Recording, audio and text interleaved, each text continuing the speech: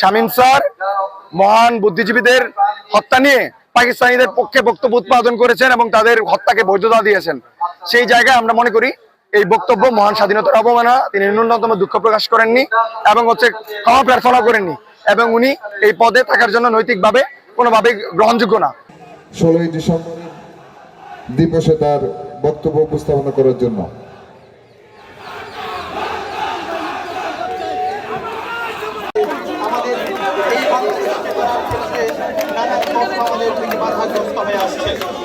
আমরা দেখতে পেয়েছি অনেক পক্ষ আমাদের সংস্কার কাজের বাধাগ্রস্ত করার চেষ্টা করে।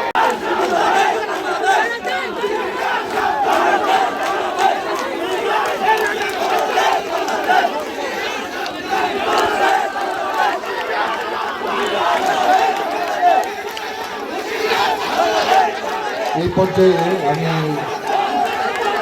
চট্টগ্রাম বিশ্ববিদ্যালয় কর্মচারী ইউনিয়নের পক্ষে জনাব মোহাম্মদ আলী হোসেনকে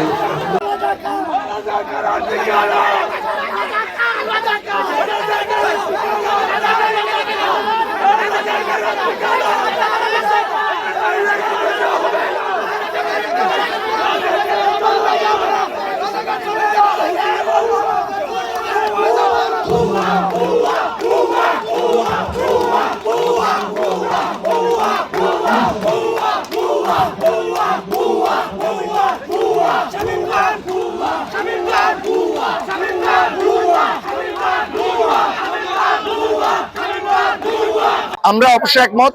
আমরা এই প্রোগ্রাম বর্জন করেছি, এটাই হচ্ছে আমাদের জাতির উদ্দেশ্যে আমাদের বার্তা।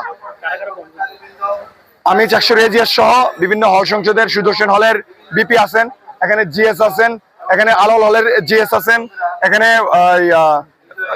আফরমান হলের প্রতিনিধি আছেন, এখানে ওই আফরমান হলের জিএস আছেন সহ শাহজালাল হলের এজিএস সহ আমরা বিভিন্ন হলের নেতৃবৃন্দ আমরা আজকে প্রোগ্রাম বর্জন করেছি।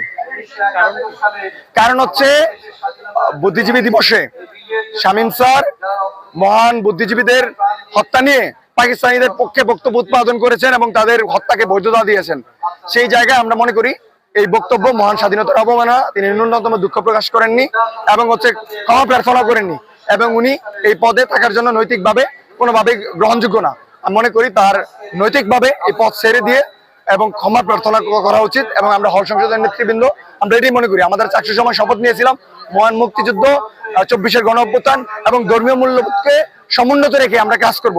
তো আমাদের সেই আদর্শের জায়গা, সেই শপথের জায়গা থেকে আমরা এই প্রোগ্রামকে আজকে গ্রহণ করিনি, আমরা বর্জন করেছি।